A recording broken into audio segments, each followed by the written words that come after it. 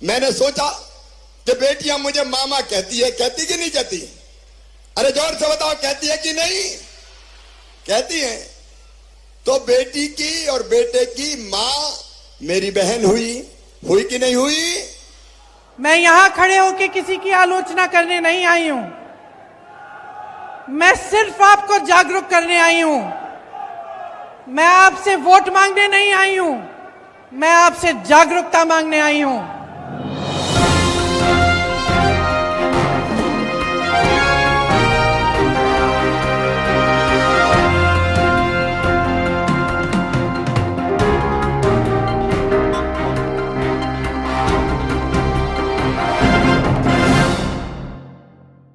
नमस्कार मित्रों, मैं सीधे सीधे मुद्दे पर आता हूं। इस वीडियो में मैं आपको दिखाने जा रहा हूं प्रियंका गांधी का पहला भाषण जो मध्य प्रदेश में उन्होंने दिया है। मध्य प्रदेश में कांग्रेस एक तरीके से चुनाव प्रचार में अब इसके बाद कूद गई है और कांग्रेस ने जो मुद्दे रखे हैं जमीन पर वो भी आपको दिखाएंगे। लेकिन उससे पहले कुछ बातें बहुत जरूरी हैं जिसे समझना होगा, क्योंकि 2024 के चुनाव से पहले जिस तरह की सियासी तस्वीर उभर रही है उससे बहुत सारी चीजें बदलती हुई दिखाई दे रही हैं। जैसे कर्नाटक में जनता का मिजाज बदला है और कांग्रेस का हौसला बदला है, हौसला बढ़ा है। उससे एक नई राजनीतिक संस्कृति सामने दिखाई दे रही है और इसमें सीधे सीधे प्रियंका गांधी की एक बड़ी भूमिका सामने आ रही है, क्योंकि वो बड़े बेलाग तरीके से, बेलौस तरीके से संवाद कर रही है। आपको मालूम है कि 2014 में नरेंद्र मोदी भी एक ऐसे वक्ता के रूप में सामने आए थे जो जनता से कनेक्ट कर पा रहे थे। प्रियंका गांधी ने कुछ ऐसे ही कुछ चीजों को उन्होंने ऑब्जर्व किया है और वो अपने भाषण में उन बातों को वो शामिल कर रही है। वो सीधे सीधे चुनावी मंच से लोगों को ये कह रही है कि मैं आपका वोट मांगने नहीं आई, मैं आपको बताने आई हूं, मैं आपको आगाह करने आई हूं कि जो भावनाएं भड़काकर जिस तरह से जज्बातों को आगे करके चुनाव जीता जा रहा है और आप उस जज्बातों में आकर उनको वोट कर रहे हैं, इससे नेताओं की आदत खराब हो रही है और वो उसमें खुद को भी शामिल कर रही है। प्रियंका गांधी का ये वक्तव्य अपने आप में ये एक नई राजनीतिक शैली है। तो अब देखना यह है कि मध्य प्रदेश की जमीन पर ये प्रयोग कांग्रेस का कितना कामयाब होगा। इस वक्त नहीं कुछ कहा जा सकता, लेकिन ये समझना जरूरी है कि कांग्रेस लगातार किस तरह के मुद्दों को आगे करके और जनता से संवाद कर रही है और इसीलिए ये वीडियो प्रियंका गांधी का देखना आपके लिए जरूरी है। जबलपुर में प्रियंका गांधी ने करीब आधे घंटे से ज्यादा लंबा भाषण दिया है, लेकिन मैं आपके सामने भाषण का बहुत छोटा सा हिस्सा रखूंगा ताकि आप समझ सकें कि वो किस तरह के संवाद कर रही हैं। लेकिन इसके साथ ही ये बताना भी जरूरी है कि कांग्रेस ने कर्नाटक की तरह ही मध्य प्रदेश की जनता के साथ 5 गारंटी का वादा किया है और मध्य प्रदेश की जनता के लिए कांग्रेस की वो 5 गारंटी भी लगभग वही है जो कर्नाटक की जनता के साथ कांग्रेस ने वादा किया था और उसे पूरा भी किया है, क्योंकि वहां सरकार बनने के बाद पहली कैबिनेट में उन वादों को कानूनी तौर पे दर्जा दे दिया गया है। तो मध्य प्रदेश की जनता को इस चुनाव से अगर कांग्रेस जीतती है तो क्या मिलने जा रहा है ये जानना भी जरूरी है, क्योंकि मध्य प्रदेश के मुख्यमंत्री शिवराज चौहान पिछले कुछ समय से लगातार जनता के बीच में कई तरह के कार्यक्रमों के साथ सामने आ रहे हैं और कई तरह के ऐलान भी कर रहे हैं। उसमें भी वो कई तरह की योजनाओं का ऐलान कर रहे हैं। जनता को कुछ किस तरह से फायदे हो सकते हैं, सामाजिक किस तरह से सुरक्षा मिल सकती है महिलाओं को, उसकी बातें कर रहे हैं। लेकिन कांग्रेस ने जो कर्नाटक में गारंटी दी थी वही गारंटी अब मध्य प्रदेश में कांग्रेस देने जा रही है और आज प्रियंका गांधी ने जबलपुर में इस मंच से ये ऐलान कर दिया कि मध्य प्रदेश की महिलाओं को 1500 रुपये पेंशन, 500 रुपये में गैस सिलेंडर, बिजली पहले 100 यूनिट बिजली फ्री होगी और उसके बाद 200 यूनिट यूज करने वाले उपभोक्ताओं को अपनी बिजली के उपभोग की आधी कीमत जमा करनी पड़ेगी। इसके अलावा किसानों के बचे हुए कर्ज को भी कांग्रेस माफ करेगी। ये चौथा वादा है और पांचवा वादा है जो बेहद महत्वपूर्ण है, और कांग्रेस की पांचवी गारंटी एक ऐसा मुद्दा है जो कांग्रेस के लिए बड़ा ही लाभकारी साबित हो रहा है, पुरानी पेंशन की मांग को स्वीकार करना। कांग्रेस ने हिमाचल में, कांग्रेस ने कर्नाटक में इस मांग को स्वीकार करके सरकारी कर्मचारियों को और तमाम कर्मचारियों को अपने पाले में करने की भरपूर कोशिश की है और यही दांव कांग्रेस ने अब मध्य प्रदेश में चल दिया है। अब देखना यह है कि कांग्रेस की पुरानी पेंशन का ये वादा सरकारी कर्मचारियों के बीच में किस तरह का असर करता है। मध्य प्रदेश में सरकारी कर्मचारियों की संख्या काफी है और जबलपुर तो उसका गढ़ माना जाता है और जबलपुर में प्रियंका गांधी ने आज ये ऐलान कर दिया है कि कांग्रेस अगर सत्ता में आती है तो पुरानी पेंशन को फिर से बहाल कर दिया जाए। आपके प्रदेश के मुख्यमंत्री घोषणावीर जी हैं। 18 सालों में इन्होंने 22,000 घोषणाएं की। अगर 22,000 नौकरियां ही दिलवा देते तो कुछ फायदा होता है इनका, लेकिन इन्होंने कुछ नहीं किया। जितनी घोषणाएं की उनमें से 1% शायद पूरी होंगी। तो सच्चाई आपके सामने है। ये जबलपुर शहर है, आप सब जानते हैं, देश प्रदेश चलाने के लिए देखिए एक विजन चाहिए होता है, एक नजरिया होना चाहिए, एक इच्छा होनी चाहिए निर्माण करवाने की। इस शहर में जितने काम कराए गए थे, जो कांग्रेस की सरकारों ने कराए, वो एक नजरिए के साथ कराए आपके विकास को लाने के लिए। जवाहरलाल नेहरू जी, उन्होंने देश में IIT जैसे बड़े संस्थान बनाए। इंदिरा जी ने हरित क्रांति कराई। राजीव जी ने आधुनिक भारत के लिए काम किया। मनमोहन सिंह जी ने बहुत काम किया भारत को आगे बढ़ाने के लिए। एक नजरिया था उनके दिल में, उनके मन में एक नजरिया था कि देश को कैसे आगे बढ़ाना है। आज जो हम काम कर रहे हैं उसका 15-20 सालों में, 25 सालों में क्या असर पड़ेगा। तो जबलपुर एक ऐसी शहर है जो उस नजरिए को लेकर उसका निर्माण हुआ। यहाँ पर ऑर्डिनेंस फैक्ट्रीज होती थी, आज बंद होने के कगार पे हैं। सरकारी कर्मचारियों का यहाँ पे बहुत सारे सरकारी कर्मचारी हैं, आर्मी के लोग हैं, रेलवेज में काम करने वाले लोग हैं, प्रबुद्ध जीव हैं बहुत सारे जबलपुर में। और आज देखिए कि आपके जबलपुर का क्या हाल है। सरकारी नौकरियां जो हैं उनका क्या हाल है। एक देखिए, सरकारी नौकरी इसलिए लोग लेते थे क्योंकि उनको लगता था कि कम से कम जीवन भर हम नौकरी करेंगे, उसके बाद हमारी कोई सिक्योरिटी होगी, सुरक्षा होगी, हमें पेंशन मिलेगा।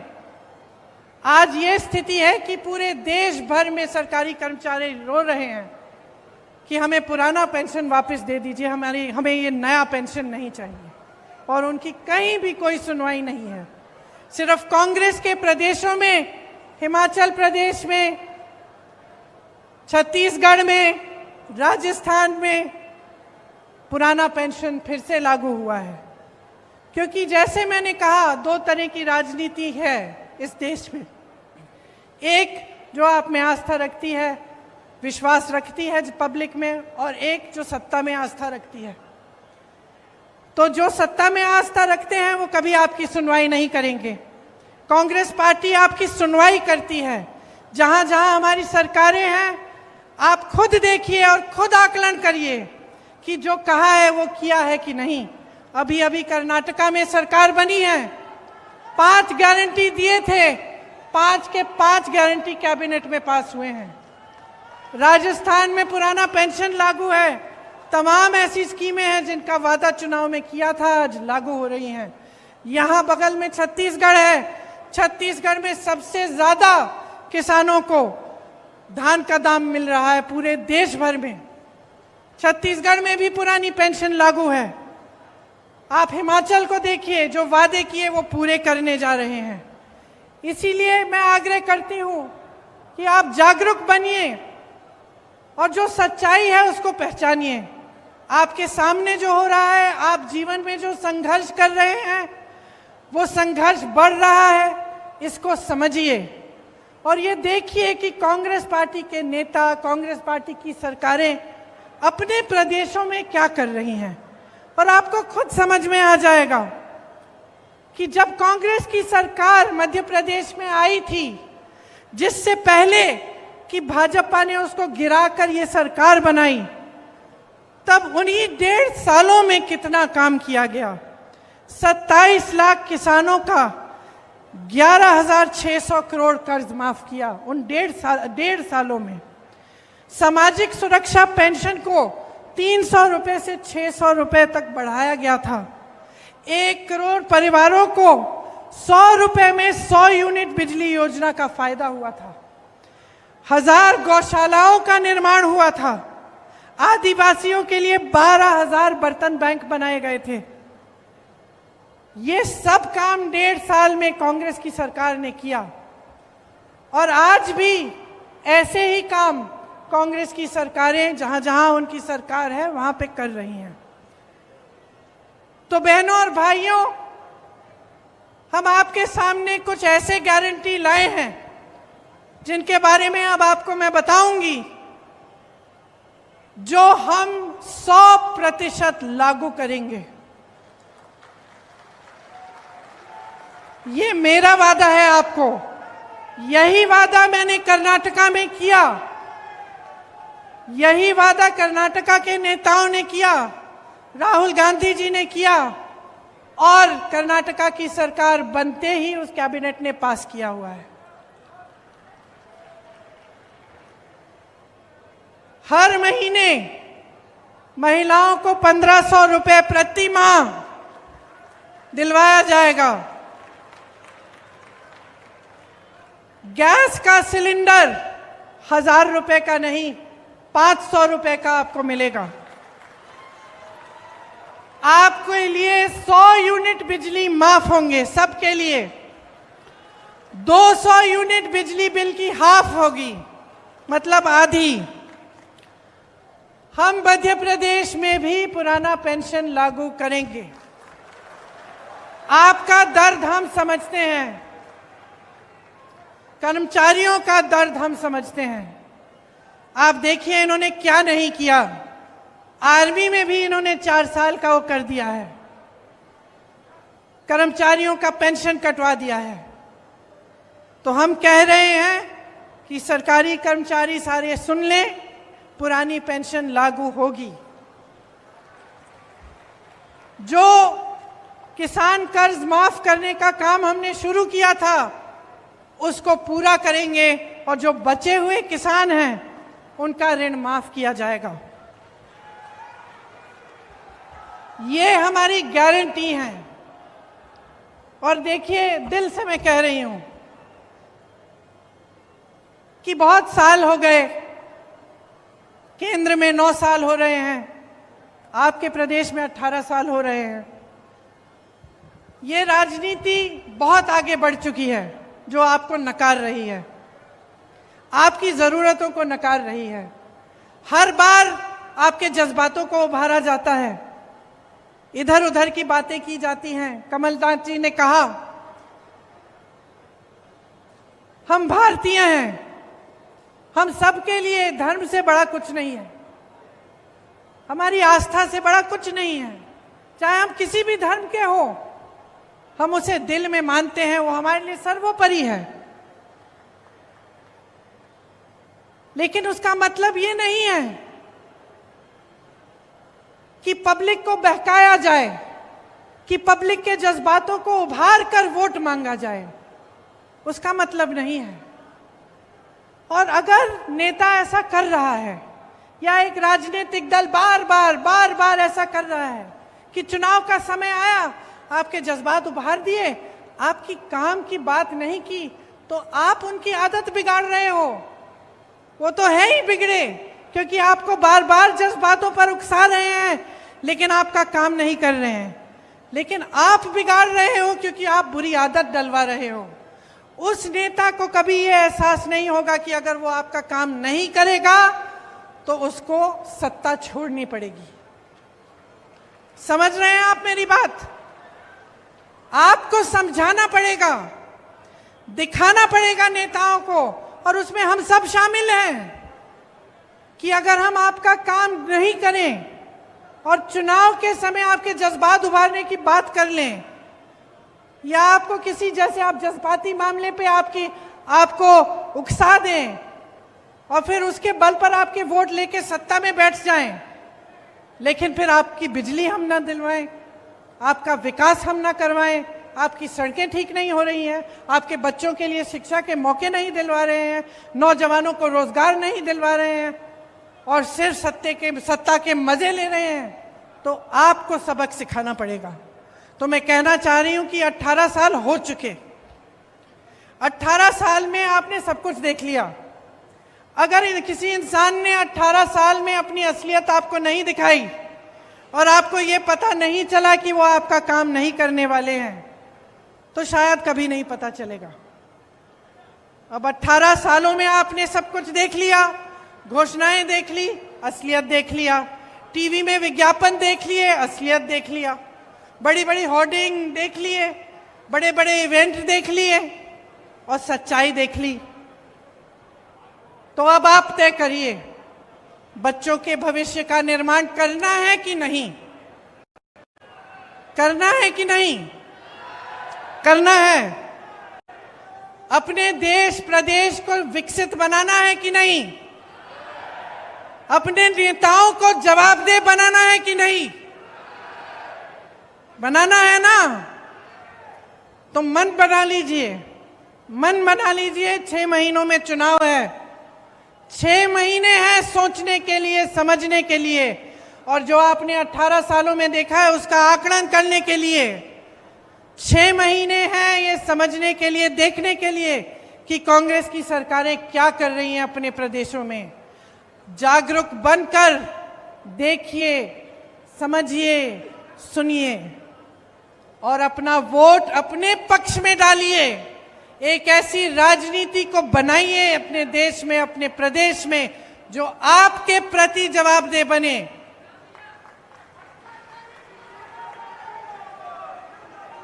बहुत हो गया ये भ्रष्टाचार, आपको गुमराह करने का बहुत काम हो गया। आप नेताओं को मजबूर करिए कि जब इस मंच पे खड़े होते हैं तो आपके सामने सच बोले, नहीं तो आप उनको सत्ता से निकाल देंगे। यही आग्रह है मेरा आपसे। और खामखा चुनाव की वजह से मैं यहां खड़े होकर किसी की आलोचना करने नहीं आई हूं, मैं सिर्फ आपको जागरूक करने आई हूं। मैं आपसे वोट मांगने नहीं आई हूं, मैं आपसे जागरूकता मांगने आई हूं, क्योंकि मैं जानती हूं कि कितने संघर्ष के साथ, कितनी मुसीबतों का सामना करके कितनी मुश्किल से निर्माण होता है। किसी चीज को बनाने में क्या नहीं लगता, खून पसीना लगता है। मेरे परिवार के सदस्यों ने खून दिया है इस देश को बनाने के लिए। तो मैं जानती हूं कि निर्माण में कितना संघर्ष है, और मैं जानती हूं कि सत्ता को भोगना कितना आसान है। मुझे दिखता है कि क्या हो रहा है, और मैं चाहती हूं कि जो मुझे दिख रहा है वो आपको भी दिखे, सच्चाई दिखे, और सच्चाई के आधार पर, अपने भविष्य के आधार पर, अपने देश और अपनी देश के प्रति आस्था और भक्ति के आधार पर आप अपना वोट डालें। इसलिए आज हमारे प्रचार का, शायद हमारी प्रचार का शुरुआत है। मैं बहुत सौभाग्य की बात मानती हूं कि ये शुरुआत नर्मदा मैया के तट पर हुआ।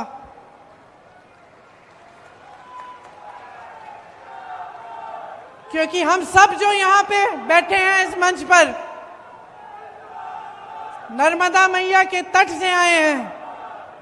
हम झूठ नहीं बोलेंगे आपके सामने, हमारी एक ही सच्चाई है, हम देश के लिए समर्पित हैं, आपके लिए समर्पित हैं, और पूरी निष्ठा से, प्रेम से आपके लिए दिन रात काम करेंगे।